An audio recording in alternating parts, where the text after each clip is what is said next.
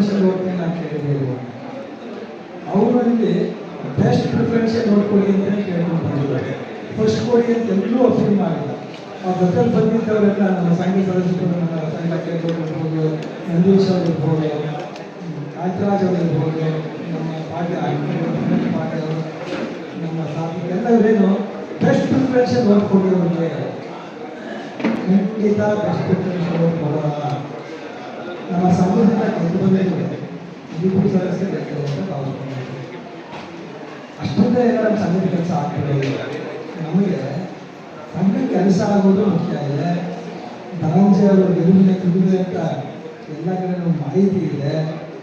ಅವರು ಗೆದ್ದು ಬರಲಿ, ಗೆದ್ದ ನಂತರ ನಾವಿಲ್ಲಿ ಪದಾಧಿಕಾರಿಗಳನ್ನು ನಾವು ಅವ್ರಿಗೆ ಮುಗಿದಿರ್ತೀವಿ, ಅದಕ್ಕೆ ಬೇರೆಯವರಿಗೆ ಬಂದಿರ್ಬೋದು.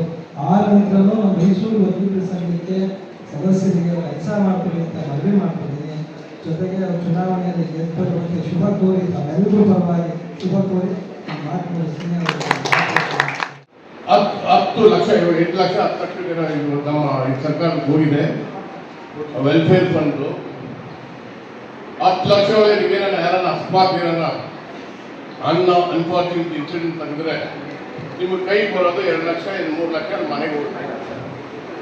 ಅದನ್ನ ನಾನು ಕಿತ್ತಾಕಿ 25 ಲಕ್ಷ ರೈಟ್ ಮಾಡ್ತೀನಿ ಹೆಂಗಪ್ಪ ಮಾಡ್ತೀಯ ಅಂತ.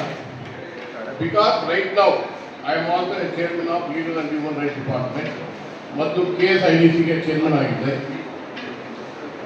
ನನ್ನ ಹತ್ರ 1 to 1 ಇದೆ. ಆಫೀಸರ್ ಹತ್ರ ಹೋಗಿ ನಾನೇನೋ ರಿಕ್ವೆಸ್ಟ್ ಮಾಡ್ಬೋದು, ಮಿನಿಸ್ಟರ್ ಹತ್ರ ರಿಕ್ವೆಸ್ಟ್ ಮಾಡ್ಬೋದು. ಅದನ್ನು ಅಡ್ವಾಂಟೇಜ್ ತಗೊಂಡು ನಾನು 25 ಲಕ್ಷ ಮಾಡಿಸ್ಬೇಕು ಅಂತ ಇದ್ದೀನಿ. ಅದೇ ರೀತಿ ಸುಪ್ರೀಂ ಕೋರ್ಟ್ ಒಳಗೆ ಕಪಿಲ್ ಸಿಬಾಲ್ ಅವರು ಅವ್ರ ಎಲೆಕ್ಷನ್ ಒಂದು ದಿನಕ್ಕೆ ಮುಂಚೆ ಹೇಳಿದ್ರು ನಾನು ಇಷ್ಟು ಕೋಟಿ ಮಾಡಿಸ್ಕೊಡ್ತೀನಿ ಅಂತ. ಅದೇ ರೀತಿ ಅವ್ರು ನಡ್ಕೊಂಡ್ರು ಎಲೆಕ್ಷನ್ ಆದಮೇಲೆ. ಆಗ ಈಗ ನಾವೇನು ಹೇಳ್ತಾ ಇದ್ದೀನಿ,